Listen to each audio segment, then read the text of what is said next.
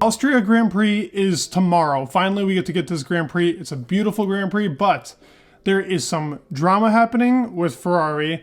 We got the huge overhaul for McLaren and actually the future of what the W14 is going to bring, spoken about from James Allison.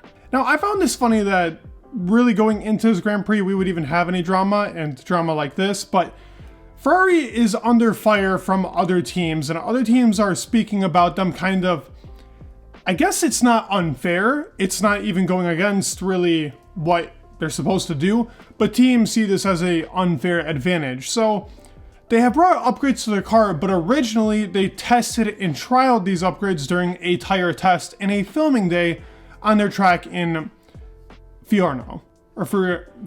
I can't say the name of the track, honestly, I'm looking at it. But yes, they tested and they trialed upgrades there. And I will actually talk about those upgrades right after we talk about the drama aspect of it. It was an upgrade to a floor, some part of the top of the floor, the Venturi Tunnels really going into it, and the front wing. So yes, it was a significant step in the right direction for them, but they were also able to optimize these upgrades.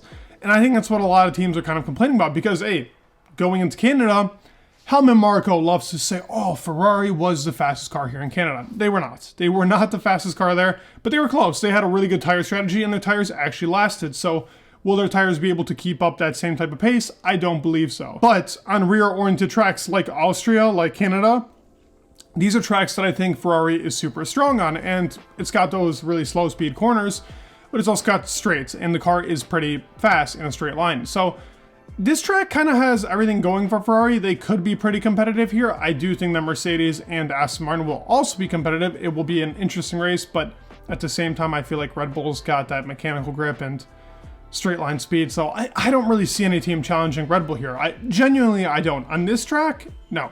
But I do feel like Ferrari will probably be its closest competitor as of right now. Do I feel like these are unfair advantages? No. We talk about the sport being selfish. I think this is being selfish, being what you need to do as a team. I don't see, they even say neither is in a direct conflict with any of the regulations, but could see the spirit of the regulations violated. The spirit of the regulations. I think that's stupid. I mean, if you have that time to do it, why not do it? How much track time do they really have to run to be able to pull off these upgrades? So it's all simulation work, and then when they're on the track, they have to optimize this. So using a tire test, using a filming day, every team has that. If you want to play it smart like they did here. I know that Aston Martin has some upcoming. I know that even Mercedes in the future have some upcoming. Actually, they used it in Barcelona. You don't think that they were testing the upgrades that they had previously from Monaco going into Spain? What do you think was their whole thought process behind it? I feel like it's unfair to go at Ferrari here. It's been done by other teams just in different types of ways. So I respect Ferrari for it. I hope that these upgrades work. Let's talk about them. All right, so the front wing upgrades for this Ferrari team. They changed the way that little slope goes on the outer part of the front wing. This is more traditional to what Red Bull has as well. I'm not saying that they're copying Red Bull. I think far from that. Every team has this. It's not like they were the only team that kind of had it more towards the front. Haas does too, but Haas also has the most identical car. So I'm not going to compare them to that.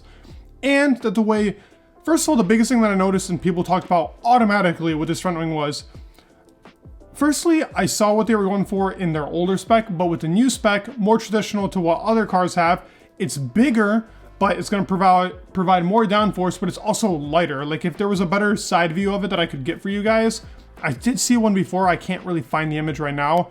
It's a lighter wing. It's not as heavy and as bulky as the past one, and they've changed up the way that the little side part of it is with the holes into the side. So yes, they have said that this is working, and these are all upgrades that they are claiming to be pretty much optimized and that they are working how they should be working because they've already seen it on track and in the tire test. Here's another image of the front wing and kind of what I wanted to highlight. They also brought in that little part that Haas in the beginning of the year actually had with that little side slit to actually kind of give a little bit more downforce and promote that airflow towards the tires. I mean, Haas definitely does not have any tire wear. They are a knife through hot knife through butter with their tires. It is tragic, but this shows a better image of what I was talking about with the wing being bigger, but lighter. Also just showing what, it's more profound. You can definitely see that with this Ferrari car. And the last thing that I wanted to speak about with Ferrari was the way the Venturi tunnels have been changed. This is closer to the RB18. Now, it depends on if they nail this or not, because they kind of changed, instead of it being a straight line shot in those Venturi tunnels, it's a bit more angled and curved. So this is the, like I said, the RB18 had this feature, and RB19 now with its Venturi tunnels is one of the only teams to really kind of do that, and I still think it's one of the only teams to do that. So have they found something in the simulator? They say that it's working. I hope so. They do need a better floor. I really do think that that is kind of the biggest issue right now with their tire wear and what's happening with that car. Now let's talk about the team McLaren, who's bringing in the biggest upgrades here with its engine cover, side pods, and really its upper floor. Now, automatically looking at this image, obviously we're not going to be able to get the full extent of these upgrades and what they do, because the floor is where the main focus is at and how much time they're going to gain. But to talk about it all this season, it was supposed to be like a big Baku upgrade, ended up being kind of not that significant. The car has downforce, that's the biggest thing. The car has downforce, but it doesn't have aero efficiency, and that is what they've really been lacking, so hence why we are getting upgrades like this. Before, they were a direct copy of the Red Bull, and clearly it didn't work in that type of aspect on the upper part of the car. Now, it has changed. It has changed. Their engine cover and side pod going into it is so much more similar to the Aston Martin, especially at the start of the year. The undercut isn't as significant as before. They have that kind of outer edge part, even the way that the top of the car looks, and the inlet is very much to the AMR. It's clear that what the W14 and the AMR23 have done with their cars has been really coincided together. That side pod really engine cover efficiency that they have been able to pull from the car works in that same way for their rear suspension that they have, because McLaren has the same rear suspension as the Aston Martin and as the Mercedes. So it follows that same direction as really the three cars combined. They're just all trying to get that type of efficiency out of the car. It's a change for sure. They say that this is going to bring them a significant time gain. Do I believe that to be true? I do think so. I do think that McLaren is hopefully going in the right direction. So something I hope for. I like the McLaren team. Don't get me wrong. I would love to see them somewhere closer, inching towards the top. They have been so far out of the fight for so long. It's sad to see this team be so far down.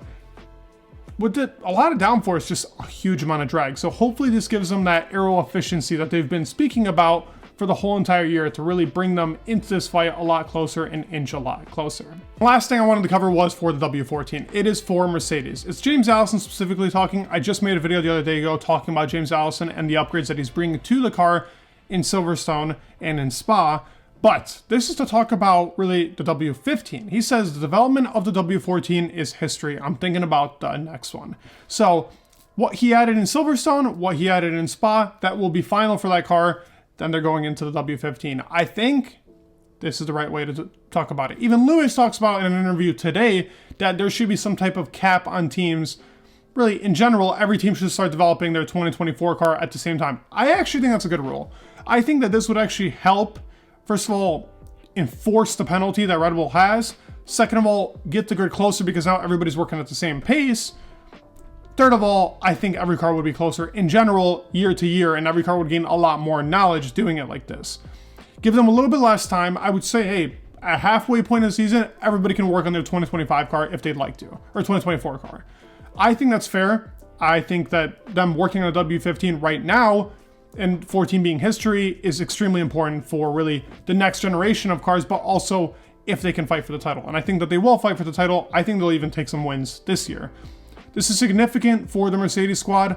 I think this is what they needed to do, and I think they're taking hints out of Lewis Hamilton. Lewis has been talking about this all year. I can't lie. Not even trying to stand the guy, but the guy has been right. He's been right about the upgrades, about the direction, and now what they need to do going into really next year with their next year's car.